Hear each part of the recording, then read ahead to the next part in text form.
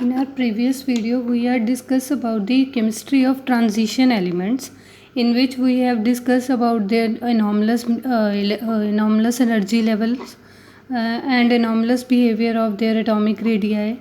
And moreover, we are able to find out the reason behind why the d block elements have variable oxidation states. In our today's video, we are going to discuss about some more characteristics about d block elements.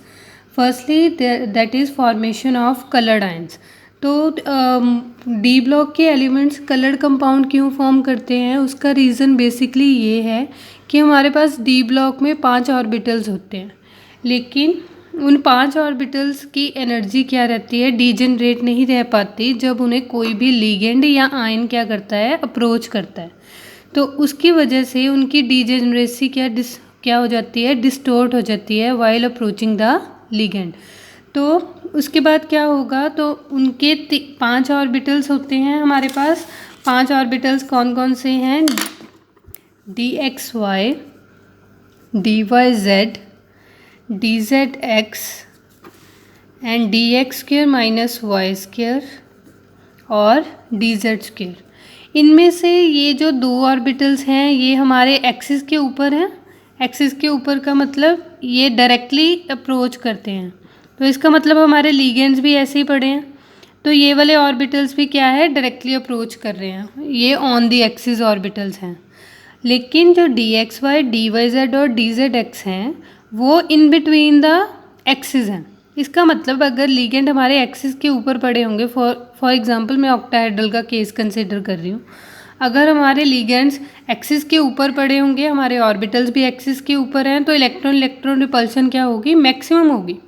इस वजह से इनका energy level फिर इन तीनों के साथ same नहीं रह पाएगा, यानी कि डीजनरेसी डिस्टॉर्ट हो गई। अगर डीजनरेसी डिस्टॉर्ट होगी तो कुछ इस तरह से अरेंजमेंट हो जाएगा, 3 ऑर्बिटल एक साइड हो जाएंगे, dxy, dyz और dzx, तो 2 ऑर्बिटल एक साथ हो जाएंगे। 2 के लिए हम यूज़ करते हैं ई वर्ड और 3 के लिए हम यूज़ करते हैं T2 वर्ड। तो G और U हमने कैसे मेंशन किया है, क्योंकि ऑक्टाहेड्रल में सेंटर ऑफ इन्वर्जन एग्जिस्ट करता है, इस वजह से वहाँ पर G और U की सिमेट्री इंट्रोड्यूस होती है, और ये पूरा सिमेट्रिकल ऑर्बिटल है, इसलिए यहाँ पर G लिख रहे हैं। और दूसरी साइड पे अगर टेट्राहेड्रल हुआ तो टेट्राहेड्रल में क्या चेंज है, अब की बार तीनों हमारे लिगेंड्स क्या हैं, इन बिटवीन द एक्सिस हैं। टेट्राहेड्रल में हमारे पास लिगेंड्स क्या होते हैं, इन बिटवीन द एक्सिस होते हैं ना, कहीं ऐसे होते हैं, क्योंकि एंगल 107.9.5 के अराउंड अबाउट होता है, तो एक्सिस के ऊपर कोई भी लिगेंड नहीं है। और हमारे dxy, dyz और dzx ऑर्बिटल भी एक्सिस के ऊपर नहीं है, इस वजह से क्या होगा, ये लिगेंड्स फिर से ये तीनों का बिहेवियर कुछ सेम होगा और ये दोनों का बिहेवियर कुछ सेम होगा। अब की बार एनर्जी किसकी कम होगी, क्योंकि एक्सिस पर कोई लिगेंड आया ही नहीं, इसका मतलब हमारे जो एक्सिस पर ऑर्बिटल्स होंगे उनको कोई फ़र्क ही नहीं पड़ेगा, तो उनकी एनर्जी क्या हो जाएगी, लो हो जाएगी, और बाकी रिमेनिंग तीनों ऑर्बिटल्स की एनर्जी क्या हो जाएगी, हाई हो जाएगी। तो ये हमें किसने डिफाइन किया है, अकॉर्डिंग टू CFT थ्योरी। अब हम इस पॉइंट पे वापस चलते हैं कि कलर्ड कंपाउंड होने का रीज़न क्या है। सबसे पहला रीज़न हमारे पास 3 रीज़न है रजें। कलर्ड कंपाउंड होने का सबसे पहला रीज़न है डी ट्रांजिशन। क्यों, क्योंकि यहाँ पर अभी हमने सिर्फ D ऑर्बिटल को ही ब्रेक किया है, तो D से D की तरफ ही ट्रांजिशन हो रही है। और सेकंड रीज़न ये है कि D से D जब ट्रांजिशन होती हैं तो उनके लिए हमें ज़्यादा एनर्जी नहीं देनी पड़ती, और इसका मतलब जब इलेक्ट्रॉन एक्साइट करेंगे या इलेक्ट्रॉन अपनी ओरिजिनल स्टेट पर वापस आएगा, तो वो जो एनर्जी एमिट करेगा वो UV या IR के रीजन की नहीं होगी, वो एक विजिबल रीजन की होगी, क्योंकि विजिबल रीजन का फ्रिक्वेंसी क्या होता है, कम होता है, इसलिए ये वाले सारे कॉम्प्लेक्सेस क्या हो गए, कलर्ड हो गए। सेकंड रीज़न हमारे पास ये है कि हमारे मेटल आयंस में डी ब्लॉक में हमारे पास बहुत सारे अनपेयर्ड इलेक्ट्रॉन्स हैं, और किसी भी पेयर इलेक्ट्रॉन को अनपेयर करना थोड़ा सा मुश्किल है, लेकिन यहाँ पर ऑलरेडी हमारे पास अनपेयर्ड इलेक्ट्रॉन्स हैं, तो उन्हें हम क्या कर सकते हैं, ईजिली एक्साइट कर सकते हैं लोअर टू हायर। लेकिन हमें पता है एक्साइटेड स्टेट ज़्यादा स्टेबल नहीं होती, वो कम बैक करेंगे ग्राउंड स्टेट पे। जब वो दोबारा ग्राउंड स्टेट को गेन करेंगे तो वो जो एनर्जी उन्होंने एब्जॉर्ब की थी उसकी कॉम्प्लीमेंट्री एनर्जी वो क्या कर देंगे, लीव कर देंगे।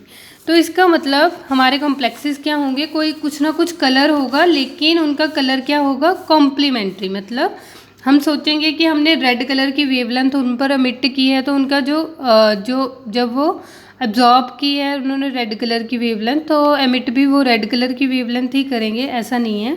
जो ऑब्जर्व्ड कलर होगा वो कॉम्प्लीमेंट्री कलर होगा। और उस कलर को कैसे याद रखोगे? विबग्योर की फॉर्म में। तो आप विबग्योर कैसे भी लिख सकते हो, मैंने इसे क्लॉकवाइज लिखा है, आप एंटी क्लॉकवाइज भी लिख सकते हो, VBGYOUR। तो अभी यहाँ पर क्या देखो, यहाँ पर मैंने जो क्रॉस किया हुआ है उस क्रॉस में जो एक दूसरे के ऑपोजिट हैं वो कलर एक दूसरे के, मतलब अगर कोई जना कोई कॉम्प्लेक्स ब्लू कलर की वेवलेंथ ऑब्जॉर्व करेगा तो वो हमें ऑरेंज दिखेगा। अगर कोई जना कॉम्प्लेक्स रेड कलर की वेवलेंथ ऑब्जॉर्व करेगा तो वो हमें ग्रीन दिखेगा। कोई अगर कॉम्प्लेक्स वॉयलेट कलर ऑब्जॉर्व करेगा तो हमें येलो दिखेगा, और वाइस वर्सा, येलो हमें वॉयलेट भी दिखेगा, ऑरेंज हमें ब्लू दिखेगा, ग्रीन हमें रेड दिखेगा। लेकिन कलर का मिक्सचर ऐसे ही होगा। लेकिन अगर आपके पास कोई कॉम्प्लेक्स हमें ब्लूइश ग्रीन दिखेगा तो हमारा ऑरेंज और रेड का मिक्स कलर होगा, पर्पल कलर होगा। तो ऐसे हमारे पास ये कलर व्हील आपको हेल्प कर देगा किसी भी कॉम्प्लेक्स के कलर को डिसाइड करने में। हमारे पास नेक्स्ट प्रॉपर्टी है मैग्नेटिक प्रॉपर्टीज। डी ब्लॉक के एलिमेंट्स मैग्नेटिक प्रॉपर्टी शो करते हैं, क्यों? क्योंकि इनके पास अनपेयर्ड इलेक्ट्रॉन्स हैं। अनपेयर्ड इलेक्ट्रॉन्स क्या हैं? इलेक्ट्रिक फील्ड भी फील करते हैं और मैग्नेटिक फील्ड भी। यहाँ पर हम सिर्फ मैग्नेटिक की बात कर रहे हैं तो फील्ड मैग्नेटिक अप्लाई करेंगे। सबसे पहले पैरामैग्नेटिक सब्सटेंसेस देखिए, the substances which are attracted by magnetic field. मतलब आप जैसे मैग्नेटिक फील्ड H0 का अप्लाई कर रहे हो, जिस डायरेक्शन में आप अप्लाई कर रहे हो आपके जो मैग्नेट है यानी कि आपके जो अनपेयर्ड इलेक्ट्रॉन्स हैं वो अपनी स्पिन्स को उसी तरफ या अपनी डोमेन्स को उसी तरफ अरेंज कर ले जिस डायरेक्शन में मैग्नेटिक फील्ड है, तो वो पैरामैग्नेटिक होते हैं। डायामैग्नेटिक की बात करें, डायामैग्नेटिक सब्सटेंसेस ऐसे सब्सटेंसेस होते हैं जिस डायरेक्शन में आप मैग्नेटिक फील्ड अप्लाई करोगे उससे ऑपोजिट डायरेक्शन में वो अपने आप को अलाइन कर लेंगे। तो इसका मतलब जैसे ही मैग्नेटिक फील्ड का वैल्यू इंक्रीज होगा, अगर आपका जो पर्टिकुलर डोमेन है वो ऑपोजिट डायरेक्शन में जा रही है, that means you are able to know about that this substance is diamagnetic. तो हमारे पास इसे फाइंड आउट कैसे करते हैं? जितने ज़्यादा हमारे पास अनपेयर्ड इलेक्ट्रॉन्स होंगे किसी भी एलिमेंट में या किसी भी ट्रांजिशन कंपाउंड में, उतना ज़्यादा उसका पैरामैग्नेटिक करेक्टर होगा। Hence greater is the magnetic moment. Magnetic moment जितनी ज़्यादा होगी इतना मतलब इसका मतलब क्या होगा? उस कम्प्लेक्स का पैरामैग्नेटिक करेक्टर उतना ज़्यादा है। तो हमारे पास mu is equal to square root of n into n+2। ये हमने थ्योरेटिकल फार्मूला डेवलप किया है क्योंकि हम एक्सपेरिमेंटली फाइंड आउट कर सकते हैं मैग्नेटिक फील्ड के अमाउंट से कि कौन सा कॉम्प्लेक्स कितना पैरामैग्नेटिक नेचर का है। लेकिन हमने थ्योरेटिकल एक फार्मूला डेवलप किया है। इसमें n का क्या सिग्निफिकेंस है? n हमारे पास नंबर ऑफ अनपेयर्ड इलेक्ट्रॉन को शो कर रहा है, तो n इंटू n+2 हो गया। अभी एग्जाम्पल पे अप्लाई करके देखते हैं। जैसे हमारे पास आयंस की फॉर्म में एग्जिस्ट करेंगे, क्योंकि जब कभी भी आपने पैरामैग्नेटिक प्रॉपर्टी स्टडी करनी है तो सेंट्रल आयन की स्टडी करनी है। दैट मीन्स इसके पास जो लीगेंड होंगे उनकी अरेंजमेंट कैसी है वो आप फाइंड आउट नहीं करोगे। आपने सिर्फ सेंट्रल मेटल आयन का ऑक्सीडेशन स्टेट निकालना है। ऑक्सीडेशन स्टेट इसका नॉर्मल था 3d5 4s1, 3 इलेक्ट्रॉन चले गए तो 3d3 रह गया। नंबर ऑफ इलेक्ट्रॉन्स अनपेयर्ड कितने हैं? 3। तो मैंने यही फिल किया है, n इंटू n+2 में फिल किया, तो हमारे पास 3.86 बोर मैग्नेटॉन हमें मैग्नेटिक फील्ड का अमाउंट मिल गया। अभी यहाँ पर क्या है, ये वैल्यूज जो सिमिलरली मैंने Mn2 पॉजिटिव पर भी सेम अप्लाई किया है। तो ऐसे 5 अनपेयर्ड इलेक्ट्रॉन्स हैं तो हमारे पास जो मैग्नेटिक मूवमेंट है 5.92 बोर मैग्नेटॉन है। तो ये फार्मूला की हम इस फार्मूला को रूल्ड आउट इसलिए नहीं कर पाए क्योंकि हमारे पास जो थ्योरेटिकल वैल्यूज़ आ रही हैं वो इसके जो हमारे पास एक्सपेरिमेंटल वैल्यूज़ हमने कैलकुलेट की हुई हैं और जो थ्योरेटिकल वैल्यूज़ हम इस फार्मूला से निकालते हैं वो एक दूसरे से बहुत ज़्यादा क्लोजली रिलेट कर रही होती है। तो इसलिए इस फार्मूला से हम फाइंड आउट कर सकते हैं, ये क्लोज एग्रीमेंट में होती है।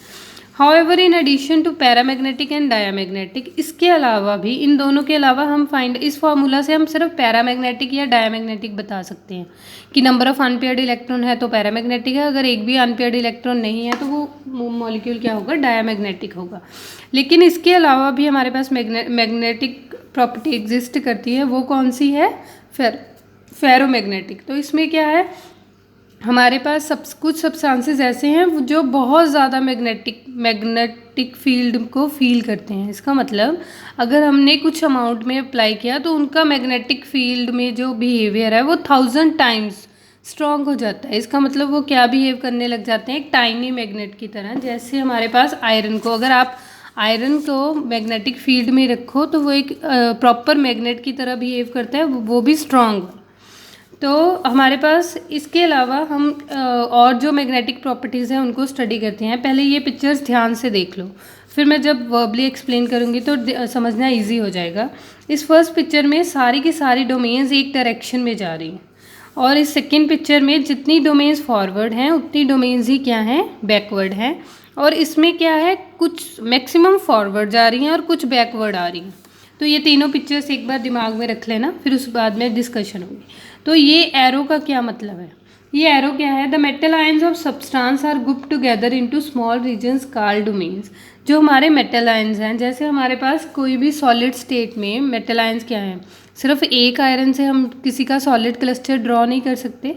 इसका मतलब उसमें उस आयरन के एक सॉलिड बार को ड्रॉ करने के लिए हमारे पास काफ़ी मॉलिक्यूल्स लगे होंगे आयरन के।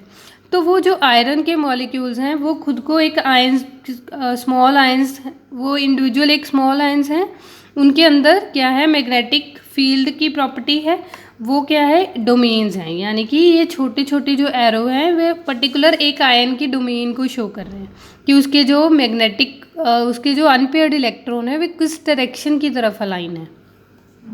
Each domain act as a tiny magnet. तो इंडिविजुअल ये एक टाइनी मैग्नेट की तरह काम कर रहे हैं। तो अभी यहाँ पर देखो ध्यान से, जो मैंने तीनों ABC पिक्चर ड्रॉ समझाई थी, सबसे पहली पिक्चर में क्या था जो हमने ड्रॉ की थी, उसमें क्या था, सारी की सारी डोमेन्स एक ही डायरेक्शन में थी। मतलब क्या है, जब भी आप मैग्नेटिक फील्ड अप्लाई करो विद इन अ सेकेंड आपकी सारी डोमेन्स एक डायरेक्शन में अरेंज हो जाएं तो वो कौन सा मटेरियल है, फेरोमैग्नेटिक। और उसका जो इफ़ेक्ट है वो तब तक परसिस्ट करे जब तक आपने मैग्नेटिक फील्ड क्या कर दिया, रिमूव भी कर दिया। तो इसका मतलब शायद आपने हिस्टेरेसिस पढ़ा होगा। हिस्टेरेसिस में यही होता है कि हम एक एक्सट्रीम पोजीशन तक मैग्नेटिक फील्ड अप्लाई करते हैं, उसके बाद मैग्नेटिक फील्ड को ज़ीरो कर देते हैं, लेकिन स्टिल हमारे पर्टिकुलर सब्सटेंस में क्या है, मैग्नेटिक प्रॉपर्टीज़ एग्जिस्ट कर रही हैं, तो इसलिए हम हिस्टेरेसिस स्टडी करते हैं। तो ये बेसिकली हम फाइंड आउट करते हैं कि मैग्नेटिक प्रॉपर्टी कब तक परसिस्ट करते हैं। तो ये इसकी एग्जांपल्स हैं निकल, कार्बोनिल और chromyl chloride oxide.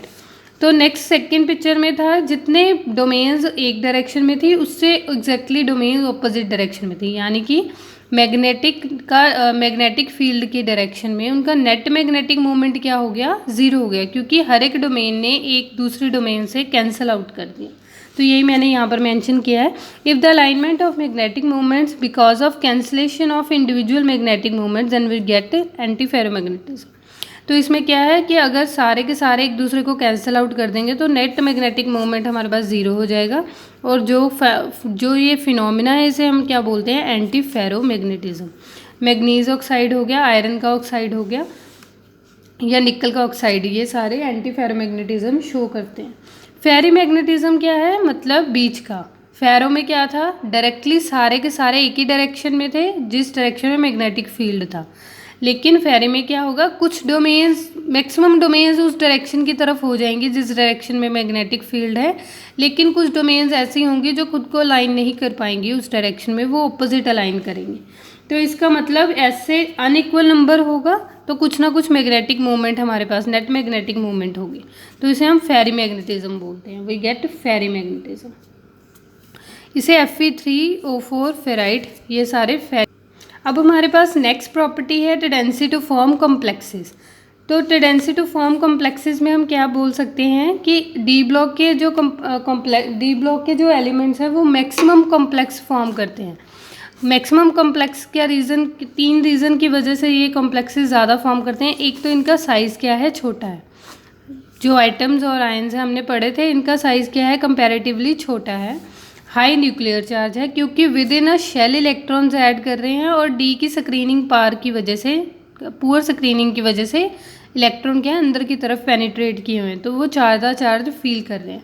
Availability of D orbital, availability of D orbital, क्योंकि हमारे पास जैसे अमोनिया के पास लोन पेयर है, लेकिन अमोनिया में डी ऑर्बिटल की अवेलेबिलिटी नहीं है। मतलब एक बार अगर उसने इलेक्ट्रॉन डोनेट कर दिए मेटल को, तो उनके पास इंटर्न प्रॉपर्टी नहीं है वो उन्हें एक्सेप्ट कर सकें। इसका मतलब एक बार एक्सेप्टेंस भी उतनी इंपॉर्टेंट है in order to make the bond strong. इसलिए हमारे पास लेकिन यहाँ पर वेकेंट डी ऑर्बिटल है जो इलेक्ट्रॉन एक्सेप्ट कर सकता है इंटर्न। सपोज करो अगर कॉम्प्लेक्स बनाने के लिए मेटल ने कोई इलेक्ट्रॉन डोनेट कर भी दिए, तो इंटर्न अगर उस लिगेंड के पास एक्स्ट्रा इलेक्ट्रॉन है तो मेटल उसे अकोमोडेट करने की टेंडेंसी रखता है due to availability of vacant d orbital. तो the bond between central transition metal ion and the ligands are called coordinate covalent bond. Maximum हमने कोऑर्डिनेशन केमिस्ट्री पढ़ी थी, उसमें क्या है ज़्यादा से ज़्यादा एग्जांपल्स हमारी किसकी कंसीडर की गई हैं जिसमें मेटल क्या है, ट्रांजिशन एलिमेंट है, क्योंकि उनके पास वेकेंट डी ऑर्बिटल है जिस वजह से वो इजीली क्या कर सकते हैं, कॉम्प्लेक्स फॉर्म कर सकते हैं। कौन से कॉम्प्लेक्स? जिसमें हमारे इलेक्ट्रॉन कौन पोर्ट करे, दोनों इलेक्ट्रॉन हमारा लिगेंड पोर्ट करे। तो ये कॉम्प्लेक्सेस बनाने, क्योंकि नॉर्मली हमारे पास कौन से कॉम्प्लेक्स होते हैं, म्यूचुअल शेयरिंग के कॉम्प्लेक्स होते हैं या आयनिक होते हैं। लेकिन कोऑर्डिनेशन कॉम्प्लेक्स में क्या होता है, दोनों इलेक्ट्रॉन्स लिगेंड डोनेट करता है और उसके बाद हमारा कोऑर्डिनेट बॉन्ड की फॉर्मेशन होती है। तो इस पैराग्राफ में आप जितनी मर्जी एग्जांपल्स क्या है कोऑर्डिनेशन कॉम्प्लेक्स से ऐड कर सकते हो। जो ज्योमेट्री हमारे पास नॉर्मली रहती है वो क्या है, लीनियर है, टेट्राहेड्रल और स्क्वायर प्लेनर है। नेक्स्ट हमारे पास है formation of interstitial compounds. Formation of interstitial compound में क्या कंसिडर करोगे, इंटरस्टिशियल साइट्स क्या होती हैं, जैसे हमारे पास कोई क्लस्टर डेवलप हो गया और उसमें कोई वेकेंट स्पेस है, तो उस वेकेंट स्पेस में जो सुटेबल साइज का एलिमेंट होगा वो फिट हो जाएगा। तो वैसे ही आयरन हमारे पास जो हमारे ट्रांजिशन कंपाउंड्स हैं ये इंटरस्टिशियल कंपाउंड फॉर्म करते हैं। इंटरस्टिशियल कंपाउंड मतलब ये जैसे हमने क्लस्टर ड्रॉ किया और उसमें हाइड्रोजन कार्बन सुटेबल साइज का एलिमेंट क्या हो जाएगा, फिट हो जाएगा। तो ऐसे क्या होगा, रिजल्टिंग इससे क्या होगा, हमारा मॉलिक्यूल क्या हो जाएगा या पर्टिकुलर हमारा कॉम्प्लेक्स क्या हो जाएगा, इंटरस्टिशियल स्पेस के फिल होते ही हमारा मेट कंपाउंड क्या हो जाएगा, रिजिड और हार्ड हो जाएगा। तो इसी वजह से स्टील जो कास्ट और कास्ट आयरन है वो ज़्यादा हार्ड है because of the formation of interstitial compound with carbon. एक एग्जांपल समझाने के लिए कि स्टील और जो कास्ट आयरन है वो ज़्यादा हार्ड होते हैं, उनका रीज़न ये है कि उनके इंटरस्टिशियल कंपाउंड्स बने होते हैं कार्बन के साथ। अब हमारे पास नेक्स्ट टॉपिक है कैटालिटिक प्रॉपर्टीज़। तो कैटालिटिक प्रॉपर्टीज़ में आप कैसे स्टडी करोगे, कैटालिटिक प्रॉपर्टीज़ में क्या है, हमारे पास many transition elementals have their act as a good catalyst. ये अच्छे कैटलिस्ट की तरह काम करते हैं। The catalytic properties due to formation of appropriate reaction intermediate with the substrate by using empty D orbital. Again same reason है, इनका catalyst की तरह बिहेव करने का रीज़न ये है, इनके पास एम्प्टी डी ऑर्बिटल की अवेलेबिलिटी है। अगर इन्हें इलेक्ट्रॉन देने पड़े तो ये फील्ड ऑर्बिटल में से देंगे, अगर इन्हें एक्सेप्ट करने पड़े पर्टिकुलर सबस्ट्रेट से तो ये अपने एम्प्टी डी ऑर्बिटल में एक्सेप्ट भी कर सकते हैं। इस वजह से ये बेटर कैटलिस्ट की फॉर्म में एक्ट करते हैं। जैसे हमारे पास आयरन मॉलिब्डेनम का कैटलिस्ट है वो synthesis of ammonia by Haber process. Nickel का कैटलिस्ट हाइड्रोजनेशन के, निकल प्लेटिनम प्लेटिनम का सरफेस हम प्रोवाइड करते हैं हाइड्रोजनेशन के लिए, यानी कि एल्कीन को एल्केन में, एल्काइन को एल्कीन में, देन एल्कीन में। वेनेडियम पेंटॉक्साइड को हम ऑक्सीडेशन यूज़ करते हैं SO2 SO3 में। इस एग्जांपल को आगे भी डिस्कस कर सकते हैं। तो कैटालिटिक प्रॉपर्टी बेसिकली क्यों है, क्योंकि इनके पास डी ऑर्बिटल की अवेलेबिलिटी है। तो इस वजह से जो ये इंटरमीडिएट फॉर्म करते हैं वो समवट स्टेबल होता है। इस वजह से इलेक्टिवेशन एनर्जी क्या हो जाती है, लो हो जाती है, और प्रोडक्ट के चांसेस क्या हो जाते हैं, ज़्यादा हो जाते हैं, और रेट ऑफ रिएक्शन क्या हो जाता है, फास्ट हो जाता है। तो ये कैसे एक्ट कर रहे हैं, यहाँ पे वेनेडियम पेंटॉक्साइड पहले SO2 के साथ रिएक्ट करता है, तो SO3 में चेंज हो गया, वेनेडियम का ट्राईऑक्साइड हो गया, टेट्राऑक्साइड हो गया। अभी वेनेडियम का जो टेट्राऑक्साइड है वो प्रेजेंट ऑक्सीजन में दोबारा से अपने आप को फिर से क्या बना लेगा, पेंटॉक्साइड। तो इसका मतलब ये कैसा है, कैटलिस्ट की तरह बिहेव करने लग गया, जिसने अपनी फॉर्म को क्या हुआ लास्ट में फिर से क्या कर लिया, दोबारा से मेंटेन कर लिया आफ्टर मेकिंग प्रोडक्ट। तो नेक्स्ट हमारे पास है लास्ट, इस टॉपिक का लास्ट है characteristic properties alloy formation. Alloy formation हमने उस दिन भी डिस्कस किया था लास्ट वीडियो में। एलॉय का मतलब क्या होता है कि हम दो मेटल्स को क्या करते हैं, मिक्स करते हैं in order to provide increase their strength और रेजिस्टिविटी को इंक्रीज करने के लिए। तो अभी transition metal elements better alloy formation इसलिए करते हैं क्योंकि इनका साइज़ क्या है, ऑलमोस्ट सेम है, साइज़ कम भी है और सेम भी है, ज़्यादा रिडक्शन नहीं आती। इस वजह से ये क्या कर सकते हैं, एक दूसरे में क्या हो जाते हैं, ईजिली मिक्स हो जाते हैं। तो इस वजह से इनकी एलॉय फॉर्मेशन की टेंडेंसी सबसे ज़्यादा है।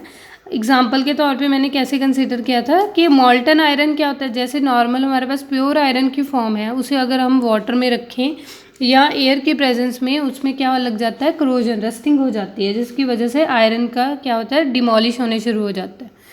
लेकिन अगर हम उसमें थोड़ा सा मैग्नीज इन्वॉल्व कर देते हैं उस मोल्टन आयरन की फॉर्म में, तो हमारे पास जो स्टील जनरेट होती है, आयरन की पूरी रॉड नहीं जनरेट होती, मैग्नीज का स्टील जनरेट होता है।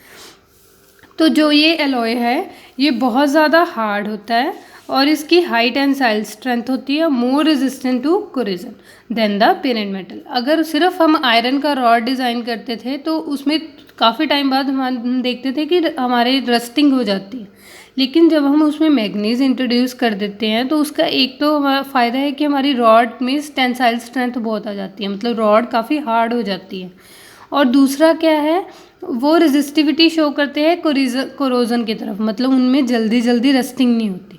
वैसे तो हम रस्टिंग को प्रोटेक्ट करने के लिए गैल्वेनाइजेशन मेथड भी यूज़ करते हैं, तो और जो हम पेंटिंग का मेथड भी यूज़ करते हैं, लेकिन उसके अलावा ये बेटर मेथड है अगर हम उसे एलॉय की फॉर्म में ही चेंज करते हैं।